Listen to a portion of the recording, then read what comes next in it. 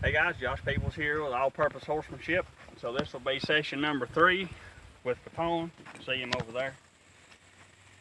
He done pretty good on Saturday for session 2. So we'll see how he is today for session 3. And so the one thing he keeps doing, he keeps wanting to come up here and hook on.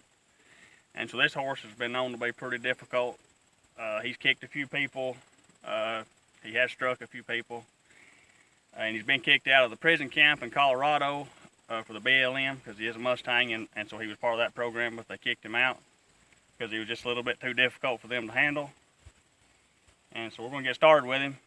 And so you notice I got my saddle over here, and it's sitting right here, so as whenever I send him around the round pen here, he has the opportunity to see the saddle, before I actually try to get it on him. And so that's what's going to be the goal today. And so if we get there, we do, and if not, then we don't. But I have my stick and string, and then I got my bull whip here just for more sound, because he was a little bit dull the other night. He's a tough horse. He's a little dull, and then he's a little touchy. So, but we'll go ahead and move him off, see what we can get done.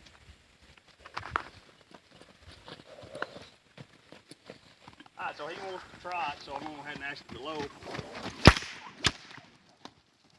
When I ask him to lope, so that means to lope right now. Doesn't mean just here in a couple of strides, it means right now. Pretty good. But you'll notice that he's cross-firing in the back, so he's got some stiffness in there.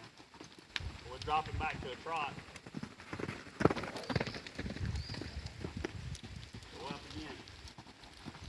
This time he got his lead. And we'll change direction on it. There's some real braces right there.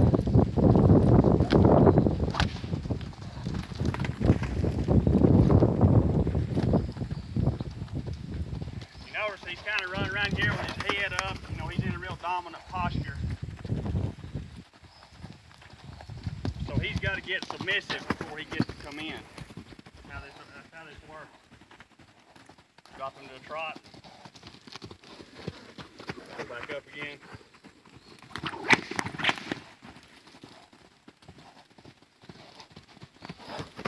Up to the lope. So he's cross-firing, so we've got to keep doing it. I'll slow my feet, get him down to the trot.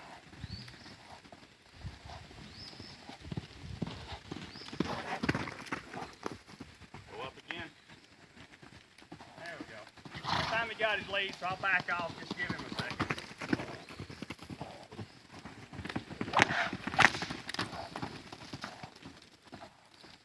He kind of came in with that head arch, and I just didn't like how he was coming in. He's still a little bit like he's in control. He just changed direction again.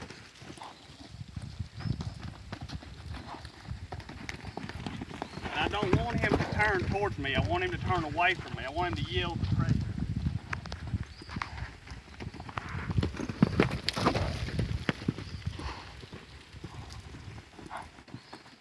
There.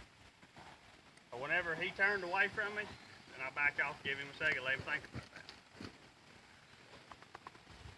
It's not the end of the world that he changed direction, just want to give him a second.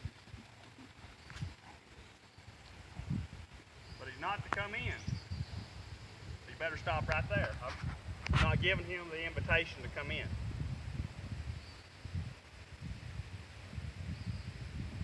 I'm going to send him left, and then we'll see if we can get him to turn back right again. Good. Give him some pressure there. I'm going to put some pressure on this eye so we can get him to turn. Put some pressure. Gotta wait here. Gotta wait. Yield the pressure. On his left eye, correct? On his left eye. Alright, so he come into pressure right there. We'll do it again. There.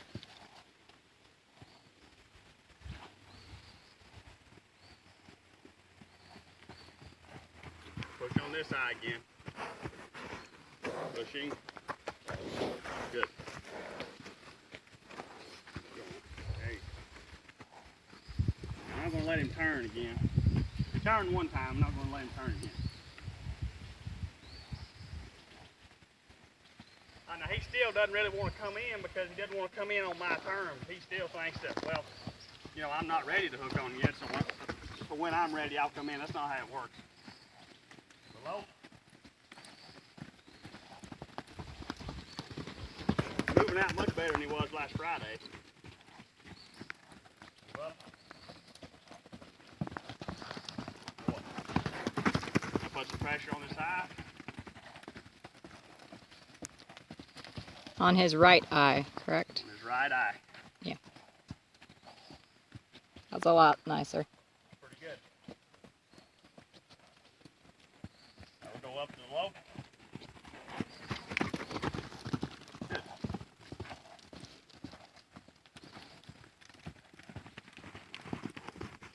Drop into the trot, go up again. Now if I have to club 3 or 4 times to get him to move up to the low, when he's still not sensitive enough about moving out, so I need to work on his transition. That's what we're working on right now. Good. Now put some pressure on this left eye. Give him a turn. Nope.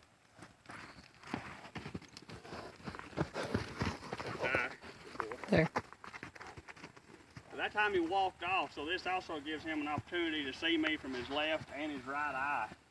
Because when I'm riding him, he's going to look left and see me, he's going to look right and see me. So now he's wanting to come in, but he's still not ready to come in. And why is he not ready to come in? He's still very dominant in his posture. His head's still really arched really high. He's not softened yet.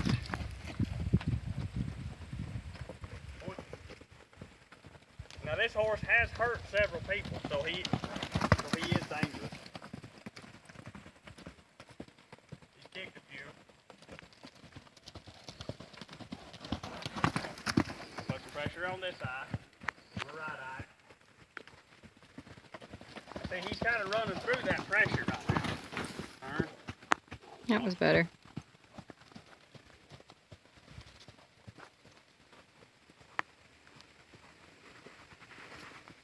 Notice that his trot's softening. He's not trotting 100 miles an hour like he's kind of going out, you know. He's starting to soften up a little bit. Now we're asking low. Good transition. Now put some pressure on this left eye.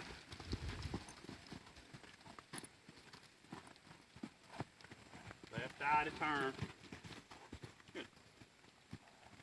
Now give him an invitation because he's starting to soften.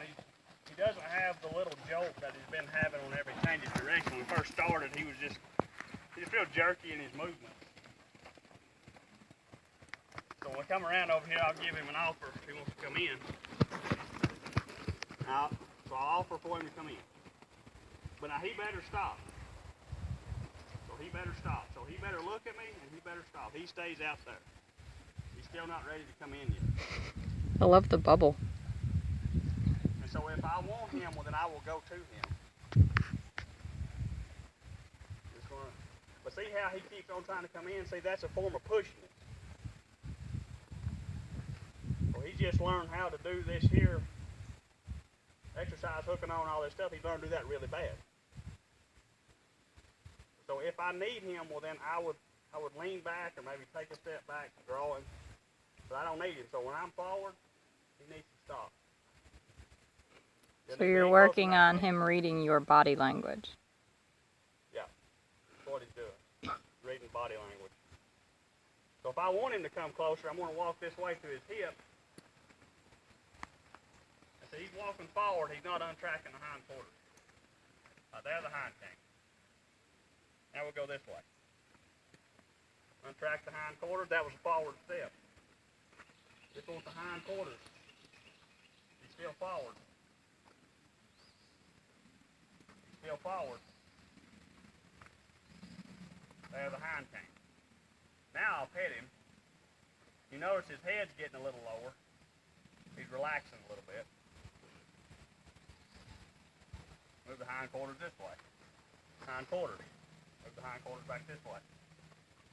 hind quarters. See, there's no forward steps. He's not walking in toward me, so he's not being pushy at this moment. He's in a yielding frame of mind. He is. In a yielding frame. Hind quarters. So we gotta wait. The hind quarters hadn't came yet. A little better. A little more. So now he's forward. I want to stop his forwardness. Hind quarters. There. Hind quarters this way.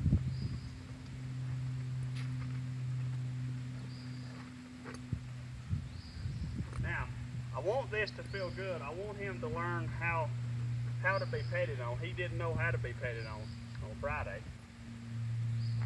And Friday, you know, I could get to his withers here, and then he was trying to kick me. You could touch him, but there was no sense of being relaxed. No. With a human's presence around him. He still had his muscles tight and his head very up. Yeah. And so what you don't understand, or what you have to understand, is that in order for him to be able to enjoy this right here, standing here being rubbed on, he has to work, but you have to work his mind and not just be making laps and laps and laps. So in order for him to get this, well, then I have to send him off and hook him back on. So I'm going to try to send him around to the left. So we're going to make a left circle, and then I'm going to try to hook him back on. You have to leave in order to come back. He has to leave in order to come back. We'll push on him here. We'll push on this eye. Now I want to try to hook him right straight back on. See, there's not a whole lot there at the moment. So we'll send him around here. That was that little start that he does when he changes eyes. You know, I have to fix that somewhat before I even saddle him. Ask him low.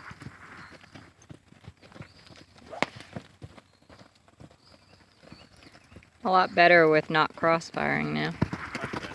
Now we'll hook him back on again. Step back. Hook him on. And so if I walk toward him, he better stop. It's not to keep coming on up in here. So if I back, okay, here's his invitation. Now I'm going to stop the invitation. Just that little bit. And then I will go to him and I'll pet him. See how he avoids? Doesn't want to be petted. So we just move his feet. Hind quarters. Now he's forward. He's forward. There the hind quarters came. And now we'll pet him. See the difference here? It's hard to see for the camera the way he just worked out, but he kind of came. He got some mischief there for a second. Move his hind quarters. Good. He lowered his head when you touched him as He well. did. And so watch him right now. We're going to try to pet him. See, that's a brace. Well, you have to fix that right here. And so another exercise I like to do without anything on them is I'll take my hand under here. And so I'm just going to use my fingertips. And so I want to get his hind quarters to moving. And so I'm going to put my hand under his neck here. And we're going to see if we can get those hind quarters to come around. This is similar what you did with him on red for his second session. If anyone saw that on Saturday.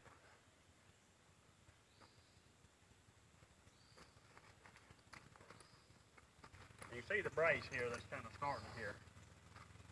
See him bracing up in his head and neck. Got a lot of stiffness in there. Hind quarters, he's a little forward. He's a little forward there. Now rub on it. So he'll learn to like this.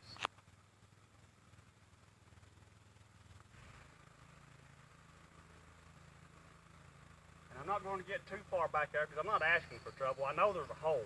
I'd just rather not find it if we can kind of get around it and get through it, you know, without making a big explosion. We don't want to have that explosion. We want it to look as it should look, pretty flawless. You can't work on every issue simultaneously. Yeah, you only got to fix one thing at a time. That's all he can handle. Now we'll go to this side. Same thing on this side. I'm going to use my fingertips under his neck here. Build the hind quarter.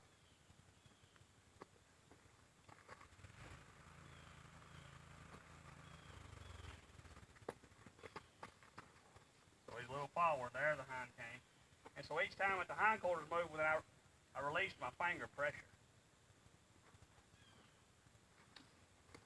There.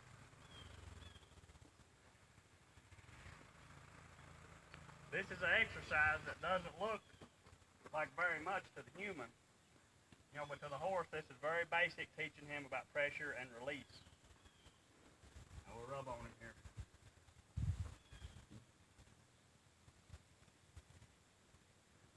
Still has that little bit of a worried expression on his face. Yeah, you see, the farther I move back, the more worried he gets. Yep. So I don't stay in the same place too long, as I'm rubbing him.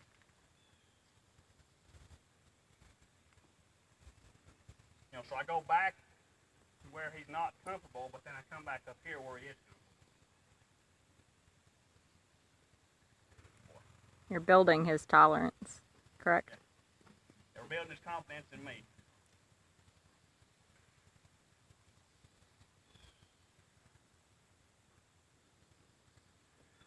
Alright, so we'll take a break and let him air up for a moment. I'll get my horse. We'll go eat back to work.